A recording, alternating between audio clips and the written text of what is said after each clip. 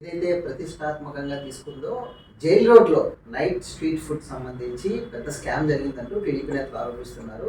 ఒక మంచి కాజ్ కోసం దాన్ని ఇంట్రడ్యూస్ చేస్తే దాన్ని పూర్తిగా దళారీలు ఈరోజు దోచుకుని జీవీఎంసీకి లక్షల రూపాయల్లో ఆదాయానికి గండి కొడుతున్నారని ఆరోపిస్తున్నారు. మనతో పాటు deputy floor leader GVMC Gallam Srini గారు ఉన్నారు. మాట్లాడదాం. సార్, ఏం సార్ టీడీపీ ప్రధానంగా మిత్రులని ఆరోపిస్తున్నట్టు కొన్ని లక్షలు ఈరోజు జీవీఎంసీకి రావాల్సిన ఆదాయం పూర్తిగా కూడా దళారీలు అక్కడ ఎవరైతే ఉన్నారో ఒక 20 షాపులు పర్మిషన్ తీసుకుని ఈరోజు కొన్ని వందల షాపులు 150 షాపుల పైనే ఉన్నాయనేది ఒక అంచనా. ఏం చెప్తారు అసలు ఏం జరుగుతుంది నైట్ ఫుడ్ స్ట్రీట్లో? ప్రధానంగా అంటే కోవిడ్ టైంలో కొంతమంది ఇబ్బంది పడుతున్నారు. అక్కడ ఎవరు ఏదే విధంగా మనం పబ్లిక్ ఫుడ్ వచ్చే అవకాశం ఉంటుందని చెప్పేసి హోటల్స్ అన్ని క్లోజ్ చేయడం వల్ల ఆ రోజు సుమారుగా 20 షాపుల వరకు అక్కడ పెట్టుకోవడానికి సెంట్రల్ పార్క్ ఏదైతే ఉందో సెంట్రల్ పార్క్ దగ్గర ఆ ఓపెన్ ప్లేస్లో ఫుడ్ కోర్ట్ ఏర్పాటు చేయాలని చెప్పేసి అప్పుడు అనుకోవడం జరిగింది. అయితే ఆ రోజు అనుకున్న ప్రకారంగా 23 షాపులు 20 షాపులో పెట్టే పరిస్థితి ఉండేది. ఈరోజు ఏం చేశారంటే దాన్ని సుమారుగా 123 షాపులు అని చెప్పేసి 2023లో మేయర్ గారు ఒక కమిటీ వేసి కమిటీ ద్వారాగా ఒక రిపోర్ట్ ఇవ్వాలనే ఆలోచనతో మేయర్ గారు కౌన్సిల్లో చెప్పడం జరిగింది. ఆ రిపోర్ట్లో ఏంటంటే 123 షాపులు ఉన్నాయి. ఇది షాపులు మనం క్రమబద్ధీకరణ చెయ్యాలంటే దానికి మార్జిన్ వేసి అక్కడ మనం వాళ్ళందరికీ కూడా ఒక బ్యాడ్జీ టైప్ ఇచ్చి ప్రతి ఒక్కరిని అక్కడ మనం పెట్టాలని చెప్పేసి ఆ రోజు కౌన్సిల్లో మేయర్ గారు మాట్లాడడం జరిగింది. కౌన్సిల్ అందరూ కూడా కమిటీ కూడా. తర్వాత ఏమైందంటే అది క్రమేపీ ఏంటంటే ఈ రోజు వరకు సుమారుగా 2 సంవత్సరాలు అవుతుంది. 2023 అంటే అంటే దాని ముందు 2024లో జరిగింది, 22లో జరిగింది. 23 నుంచి ఇప్పటి వరకు సుమారుగా సంవత్సరం 2-3 మాసాలు అంతా అవుతుంది. దానికి సంబంధించి ఈరోజు ప్రతి కౌన్సిల్లోని మేయర్ గారిని అడగడం తప్ప దాని మీద ఎటువంటి మేయర్ గారు ఇంట్రెస్ట్ తీసుకోవాలి. కారణం ఏంటో అర్థం కాదు. మేము ఒకటే చెప్పాం, ఏదైతే కార్పొరేషన్ సంబంధించి నైట్ ఫుడ్ కోర్ట్ ఏదైతే సెంట్రల్ పార్క్ దగ్గర ఉందో దానికి సంబంధించి నెలకి కానీ సంవత్సరానికి కానీ చూసుకుంటే కోట్లాది రూపాయలు ఆదా వచ్చే పరిస్థితి ఉంది. అక్కడ 123 షాపులు ఉన్నాయి. ప్రతి షాప్ దగ్గర కూడా షాపుని బట్టి 3 నుంచి 400 రూపాయలు అక్కడ కొంతమంది దళారులు కలెక్ట్ చేస్తున్నారు.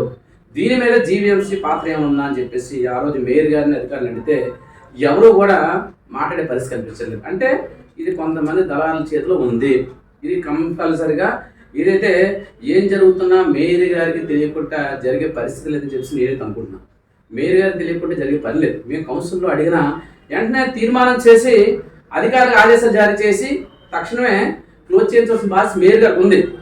నా అంచనా ప్రకారంగా 123 షాపులకు సంబంధించి పర్ డే వచ్చేది 49,200 రూపాయలు పర్ డే అక్కడ ఆదాయం మనకు గండిపడుతుంది. జీఎంసీ రావాల్సిన ఆదాయం అదే లెక్కేసుకుంటే ఒక సంవత్సరానికి చూసుకుంటే 30 రోజులు చూసుకుంటే 14,76,000 రూపాయలు ఒక నెలలో మనకి ఆదాయం పోతుంది.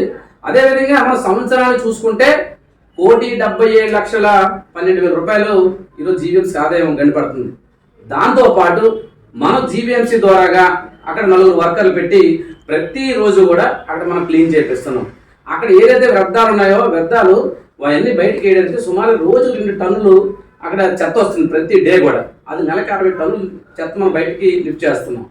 ఈ వర్కర్ల ద్వారాగా మనకి పర్ డే ఇచ్చేది 2,800 ఇచ్చుకుంటే సుమారుగా మనకి 84,000 రూపాయలు నెలకు ఖర్చు అవుతుంటే సంవత్సరానికి 10,08,000 రూపాయలు సంవత్సరానికి ఖర్చు అవుతుంది ఓన్లీ వర్కర్ ఇవ్వడానికి.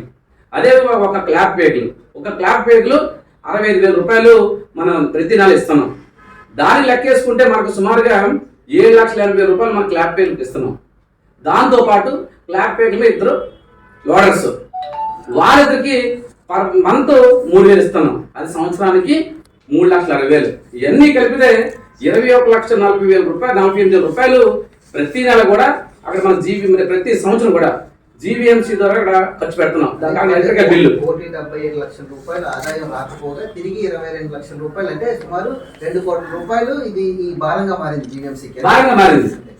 దాంతోపాటు పబ్లిక్ సఫర్ అవుతున్నారు, ట్రాఫిక్ అంతరం కలుగుతుంది. దాంతోపాటు అక్కడ ఉన్న పార్కు పక్కన ఏదైతే పార్క్ ఉందో ఆ పార్కులోకి దుర్వాసన వస్తుంది. పార్క్ వచ్చే పర్యాటకులు ఎవరైతే ఉన్నారో వాళ్ళు కూడా ఇబ్బంది పడే పరిస్థితి ఉంది. నేను ఒకటే కోరుతున్నాను, ఒక్క సెంట్రల్ పార్క్ ద్వారా ఉన్న ఫుడ్ కోర్టే కాదు, ఇటు కోస్టల్ గార్డ్స్ నుంచి విశాలాక్షి నగర్ వరకు కొన్ని వందలు ఫుడ్ కోర్ట్స్ షాపులు ఉన్నాయి అక్కడ. దాని దళారులు సుమారుగా లక్షలాది రూపాయలు అడ్వాన్స్ రూపాయలు తీసుకొని అక్కడ రెంట్లు కలెక్ట్ చేసుకుంటున్నారు. దాని మీద కూడా దృష్టి పెట్టమని చెప్పేసి గతంలో కౌన్సిల్ రావడం జరిగింది. గత సంవత్సరం క్రితం మేయర్ గారు కానీ అదేవిధంగా అధికారులు కానీ దాని మీద ఎటువంటి చలనం రాలేదు, అసలు ఆలోచన లేదు.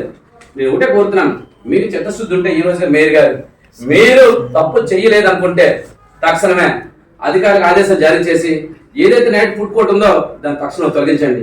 తొలగించిన తర్వాత ఎవరైతే అక్కడ పేదవారు ఉన్నారో వాళ్ళని మనం గుర్తించి అక్కడ మార్జిన్ వేసి వాళ్ళకి మనం పెట్టేటట్టు చేద్దాం. దాని నుంచి జీవీఎంసీ ఆదాయం కొంత ఆదాయం వస్తుంది. నేను ఈరోజు చెప్తున్నాను, చాలా మందిని అడుగుతున్నారు, సార్ మేము 50 లక్షలు ఇస్తాం 60 లక్షలు ఇస్తాం సంవత్సరం మాకు ఇప్పించి కదా జీవీఎంసీ నుంచి అంటున్నారు. నేను ఒకటే కోరుతున్నాను, మీరు పబ్లిక్ ఆక్షన్ వేయండి, అది జీవీఎంసీకి కోట్ల రూపాయల ఆదాయం వస్తుంది, మనం ఆ జీవీఎంసీ వచ్చేటట్టు మనం చేద్దాం. అదే కాకుండా ఎవరైతే కొంతమంది సాడో మెయిల్ చెప్పుకొని తిరుగుతున్నారో వాళ్ళ కొనసాగంలో అక్కడ కలెక్షన్లు చేస్తారని చెప్పేసి చాలా మంది పబ్లిక్ అనుకుంటున్నారు. మొన్న కమిషనర్ గారు శ్రీనివాస్ కమిషనర్ కూడా మెంబర్ ఇవ్వడం జరిగింది. ఏదైతే ఫుడ్ కోర్ట్ ఉందో దాని మీద మీరు యాక్షన్ తీసుకోకపోతే మేము అక్కడ రాబోయే రోజుల్లో మేము అక్కడ ధర్నా కూడా కూర్చున్నాం చెప్తున్నాం. మేయర్ గారు ఇప్పటికైనా సరే మీకు చిత్తశుద్ధితో ఏదైతే చేయాలనుకుంటున్నారో మీరు తక్షణమే ఆదేశాలు జారీ చేయండి, అధికారులకి తక్షణం తీపించండి. ఎందుకంటే సంవత్సరాల కొద్ది అధికారులు అక్కడ దృష్టి వేసుకుని కార్పొరేషన్ కూర్చోవడం వల్ల ఎవరు కూడా చలం లేదు, ఎవరు ఏం చేస్తారు పూర్తిగా వైసీపీ వాళ్ళ లేకపోతే పూర్తిగా పార్టీలకు అతీతంగా దళాలు ఏర్పడి లేదు.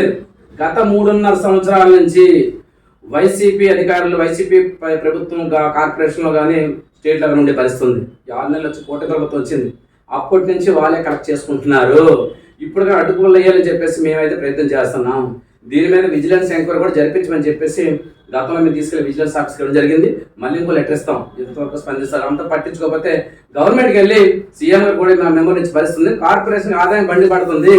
ఇక్కడే కాకుండా బీచ్ రోడ్లో జరిగిన ఫుడ్ కోర్ట్ కూడా కదా దాని మీద కోట్లాది రూపాయలు పోతుంది కాబట్టి ఆదాయాన్ని గడ్డి పడుతుంది. కాబట్టి మనం అన్ని విధాలుగా పబ్లిక్కి ఫెసిలిటీస్ ఇస్తున్నాం, అక్కడ షాపులు పెట్టి ఫెసిలిటీస్ ఇస్తున్నాం. దాన్ని మనం ఆదాయ వనరులు వచ్చేటప్పుడు మనం ఎందుకు సమకూర్చుకోవాలి?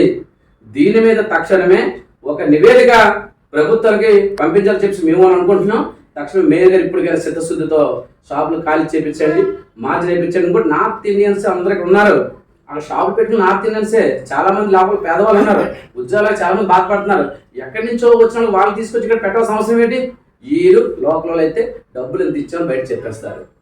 నార్త్ ఇండియన్స్ వాళ్ళు అయితే బయటపడదు, ఏం చేస్తే బయటపడదు అని ఆలోచనతో నార్త్ ఇండియన్స్ అందరూ తీసుకొచ్చి ఇక్కడ పెట్టుకొని వాళ్ళు వ్యాపారాలు చేసుకుంటున్నారు. ఇది వాళ్ళ విజయవాడ ఉంది, విజయవాడ 2 ఫుడ్ కోర్ట్ నడుస్తున్నాయి, అక్కడ లోకల్ పీపుల్స్ అక్కడ వ్యాపారాలు చేసుకుంటున్నారు. అక్కడ ఆక్షన్ వేశారు, ఆ జీఎంసీ ఆదాయం అక్కడ కార్పొరేషన్ ఆదాయం వస్తుంది విజయవాడ కార్పొరేషన్. అదే వైజాగ్ కార్పొరేషన్ ఎందుకు చేయకూడదు? దీని మీద ఎట్టే పరిస్థితిలో కూడా దీన్ని మీరు సాధించినంత వరకు మా కూటమి పార్టీ ఊరికిన ప్రసక్తి లేదు.